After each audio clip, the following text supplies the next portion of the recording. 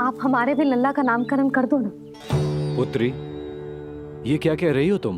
विनती कर रही हूँ, और मेरी जे आग्रह अस्वीकार मत ही करो। आप दोनों भाइयों का नामकरण एक साथ हो जाएगा।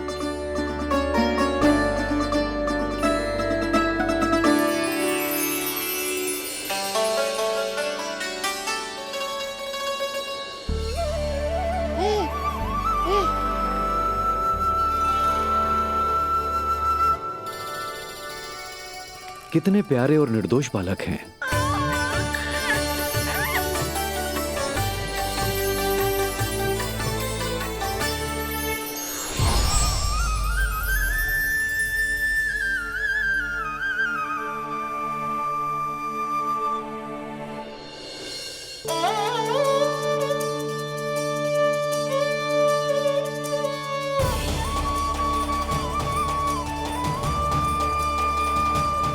इन दोनों को देखकर गुरुदेव की आंखों में आंसू क्यों आ गए?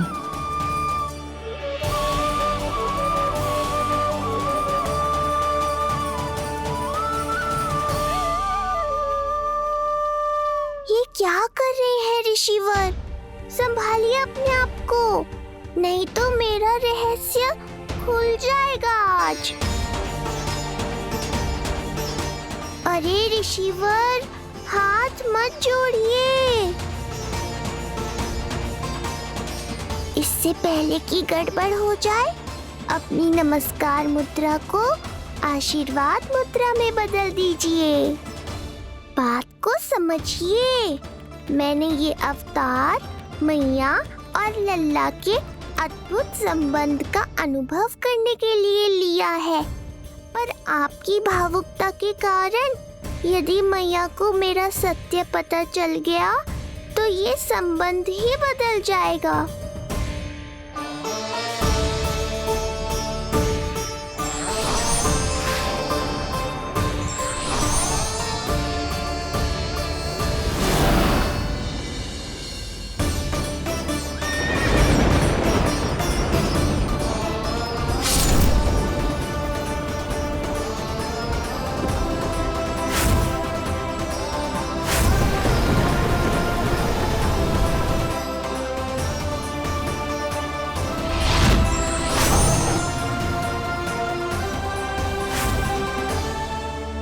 अब आप सब कुछ जान चुके हैं ऋषिवर, इसलिए अब मेरे सामने हाथ जोड़कर मेरे सत्य को उजागर मत कीजिए।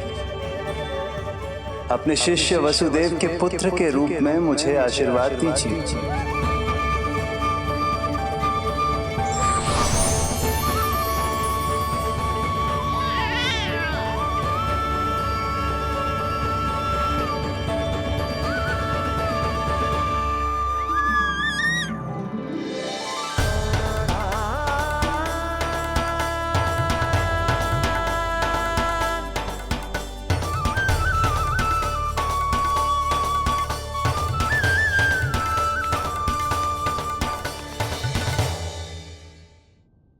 ऋषिवर, आप मौन क्यों हैं? और आपकी आंखों में आंसू? सब कुछ ठीक है ना? अब तो आप हमारे लल्ला का नामकरण करोगे ना? इन दोनों का नामकरण करना मेरा सौभाग्य होगा पुत्री।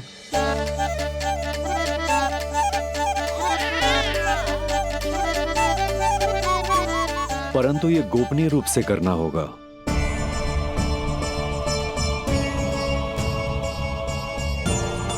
अवश्य ही स्वामी का आग्रह होगा, ताकि कंस की बुरी दृष्टि हमारे पुत्र पर ना पड़े। ये तो बहुत महान ऋषि हैं, इन्हें कंस के अत्याचारों के बारे में अवश्य पता होगा। अपनी संतान का नामकरण संस्कार करना एक मां के लिए उत्सव से कम नहीं होता है, पर यह छुपकर करना होगा। आप दोनों को स्वीकार तो है ना? जैसी आपकी आज्ञा गुरुदेव। स्वीकार है गुरुदेव। तो फिर कहाँ करना है हमें नामकरण का प्रबंध? गुरुदेव, मंदिर सही रहेगा? उससे पवित्र स्थान तो हो ही नहीं सकता है। ऋषिवर, आप तनिक विश्राम कीजिए, हम लोग प्रबंध करते हैं। मैं कुछ समय इन बालकों के साथ व्यतीत करना चाहूंगा। ये तो इनका सौभाग्य होगा। हमें आज्ञा दीजिए।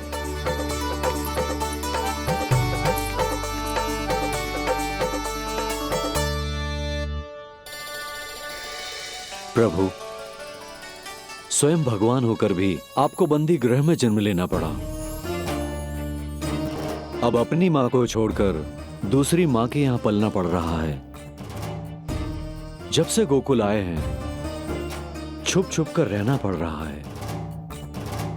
इतनी नन्ही सी अवस्था में दुष्ट कंस के कितने ही आक्रमणों का सामना कर चुके हैं आप। और जिस उत्सव में सभी सप्तऋषियों और सभी देवी देवताओं को साक्षी बनकर आना चाहिए, उस नामकरण उत्सव को यहां एकांत में करना पड़ रहा है। क्यों प्रभु, इतने कष्टों को सहकर ये अवतार क्यों लिया है आपने? दुष्टों का नाश करने के लिए, धर्म की स्थापना करने के लिए और सबसे अधिक मैया की ममता का अनुभव करने के लिए। पर इसके लिए इतने कष्ट? मानव जीवन लिया है तो कष्ट तो उठाने ही पड़ेंगे ऋषिवर। मानव जीवन की आंच जला रही है, फिर भी आप मुस्कुरा रहे हैं प्रभु। ये कैसा अनोखा अवतार है। आंच में जलकर भी यदि मैं नहीं मुस्कुराऊंगा तो अपने भक्तों को क्या शिक्षा दूंगा मैं? आज एक कंस का प्रकोप है, भविष्य में सहस्रों कंस होंगे और आने वाले युगों में होंगे अनगिनत कंस। उस समय मेरे भक्तों को पता होना चाहिए कि अपने कष्टों को कैसे सहना है और धर्म के पथ पर अडिग कैसे रहना है।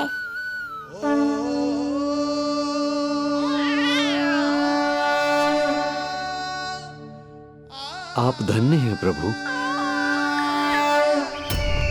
देखा अस्ति, जब सिंह दहाड़ता है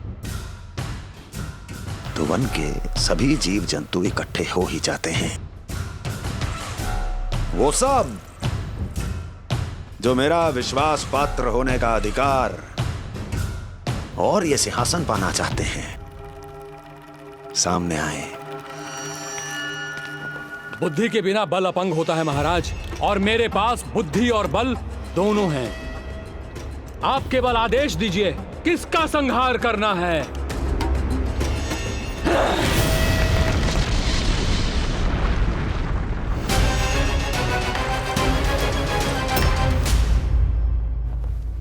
सारी तैयारी हो गई। बोलो। आप गुरुदेव को बुला लो, मैं रोहिणी जीजी और बालकों को ले आती हूँ। यशोदा, तुम रुष्ट तो ना हो ना मुझसे? मैं भला रुष्ट क्यों होने लगी? नहीं, तुम जो उत्सव बड़े धूमधाम से करना चाहती थी और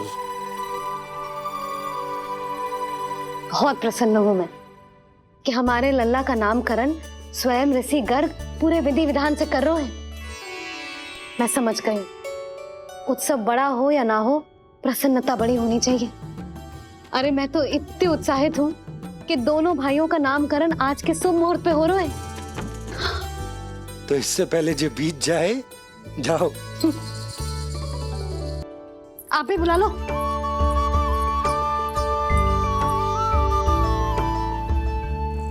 यहाँ सब के सब एक से बढ़कर एक है, तो फिर अपने कार्य के लिए किसका चुनाव सबसे पहले करूं? मेरा सामर्थ्य तो आपने अभी तक देखा ही नहीं महाराज। चुटकी बजाकर शत्रुओं का विनाश कर सकता हूं मैं।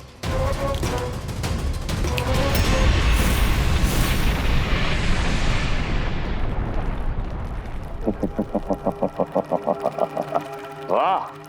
किंतु आपने तो बताया ही नहीं कि करना क्या है। वध करना है, एक नवजात बालक का वध। उसे साधारण बालक मत समझना।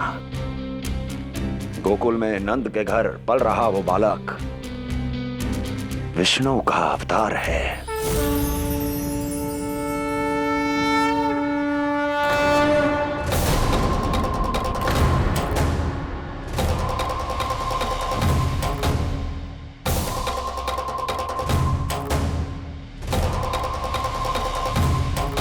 क्या हुआ? इतना सन्नाटा क्यों छा गया? क्षमा कीजिए महाराज, पर मैं नन्हे बालकों के साथ हिंसा नहीं करता। विष्णु अवतार बड़ा छलिया है महाराज, मैं उसका मुख भी नहीं देखना चाहता।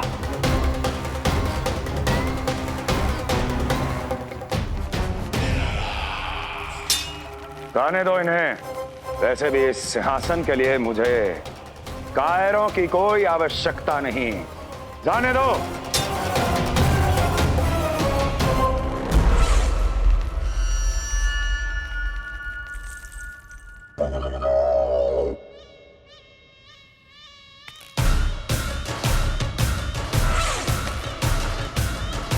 दुर्जन, क्या कहा था मैंने कहा था केवल वही आए जिनके हृदय में साहस का ज्वालामुखी धधकता हो, जिनकी तलवारें पर्वतों का सीना चीरने के लिए व्याकुल हो, जिनकी संकल्प शक्ति इतनी दृढ़ हो कि वो मृत्यु से टक्कर ले जाए। वही होगा इस सिंहासन का असली अधिकारी। महाराज,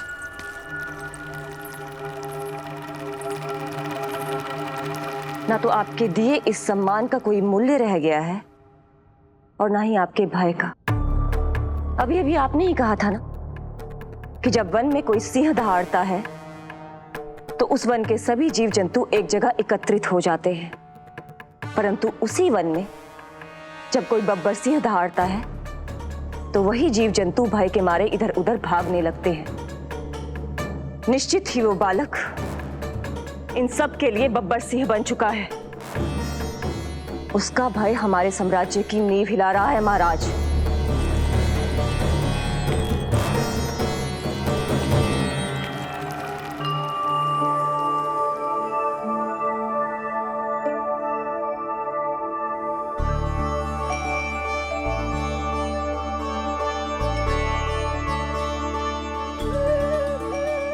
हे नारायण, मेरा मार्गदर्शन कीजिए।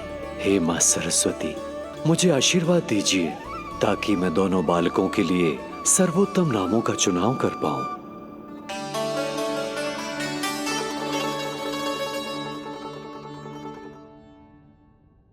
आपके पुत्र को बड़े भाई के कर्तव्य का निर्वाह करना है और इस दायित्व को प्रभु श्री राम से अच्छा किसने निभाया है? जैसा अटूट संबंध उनका अपने भाइयों के साथ था, मैं श्री नारायण से प्रार्थना करता हूं कि वैसा ही प्रेमपूर्ण संबंध इसका भी अपने छोटे भाई के साथ हो।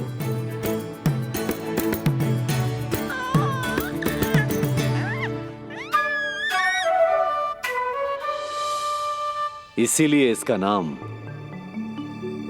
राम हो। इसीलिए इसका नाम राम, इसीलिए इसका नाम राम।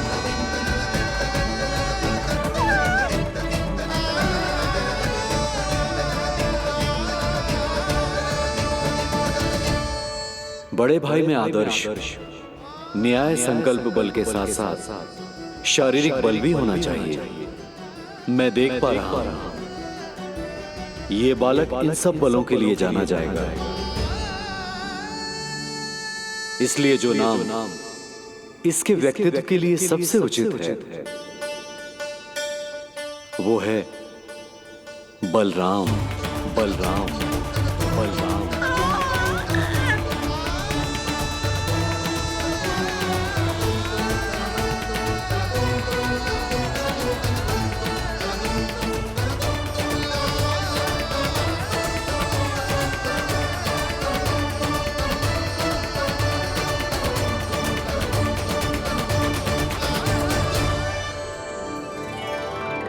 बलराम।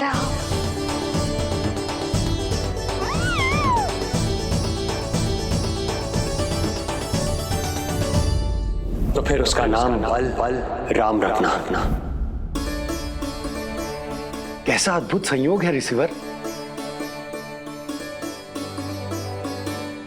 जब इसके जन्म की सूचना देने मैं वसुदेव भैया के पास मथुरा गया था, तब उन्होंने भी यही नाम रखा था, बलराम। ये संयोग नहीं, नारायण की इच्छा है नंदराज। बलराम से अधिक उपयुक्त नाम इस बलराम के लिए कुछ और हो ही नहीं सकता है। पर मैं तो दाऊ कहकर ही बुलाऊंगा इन्हें, बलदाऊ।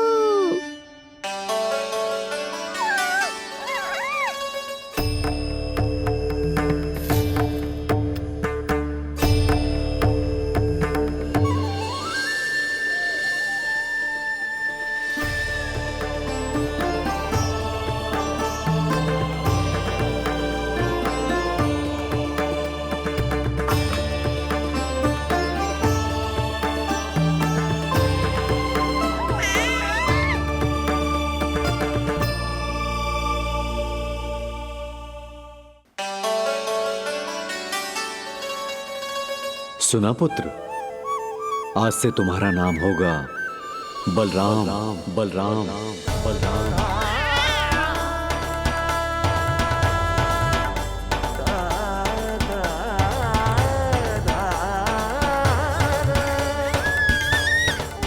गुरुदेव, कितना अद्भुत नाम दिया है आपने इसे।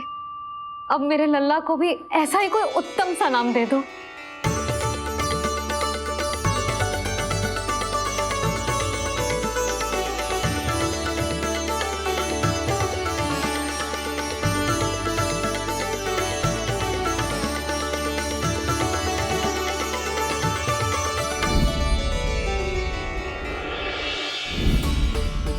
ये कठिन दायित्व आपने ही मुझे सौंपा है प्रभु। इसे निभाने की क्षमता भी आप ही दीजिए।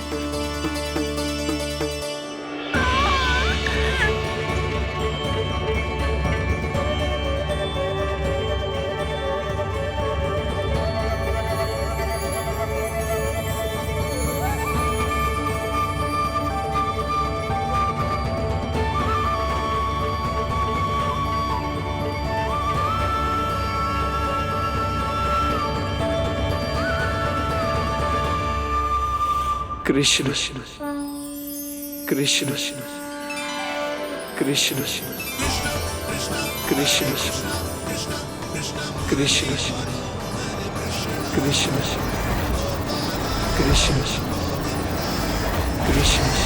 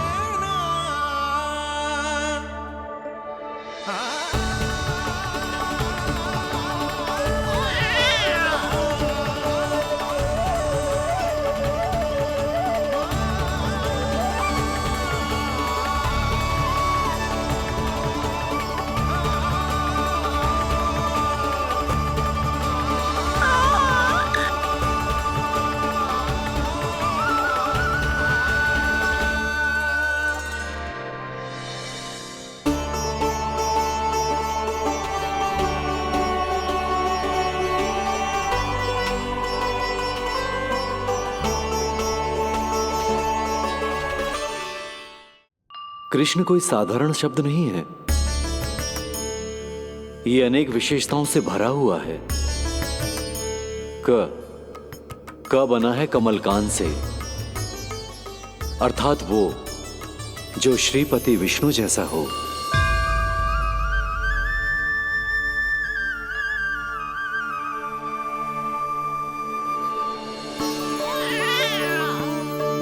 री की उत्पत्ति हुई है श्री राम से, अर्थात वो जो सबके हृदय में बस जाए। श ऐश्वर्य के स्वामी विष्णु के लिए, अर्थात वो जो समृद्धि लेकर आए।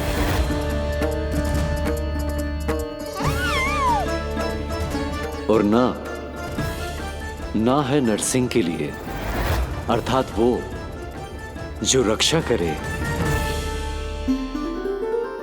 और अंत में आकार की मात्रा सूचक है अग्निदेव का, अर्थात वो जो स्वयं तप कर सबको पवित्र कर दे।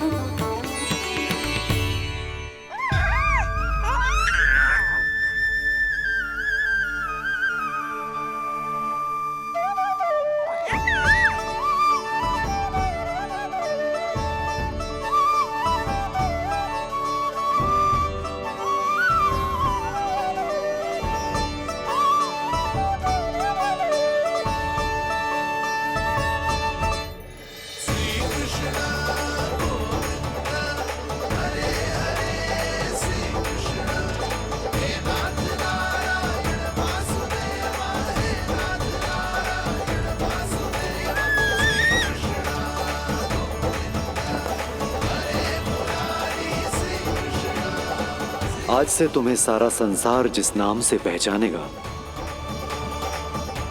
वो नाम है कृष्ण। वो नाम है कृष्ण। वो नाम है कृष्ण। वो नाम है कृष्ण।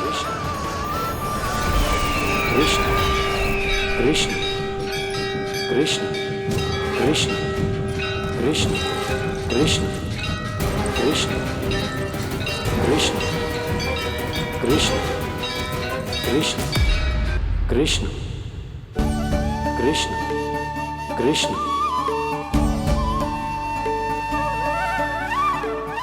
यशोमती मैया के नंद लाला, यशोमती मैया के नंद लाला। असुरी कार्य करने वालों के लिए कृष्ण नाम का अर्थ एक और भी होगा। वो घनी अंधेरी रात जिसमें इसने जन्म लिया। पर इससे जो प्रेम करते हैं उन सभी के लिए कृष्ण नाम का अर्थ होगा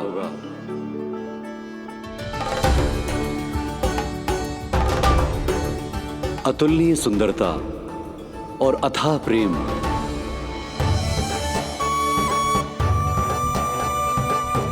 इन दोनों विशेषताओं का साक्षात स्वरूप होगा ये कृष्ण।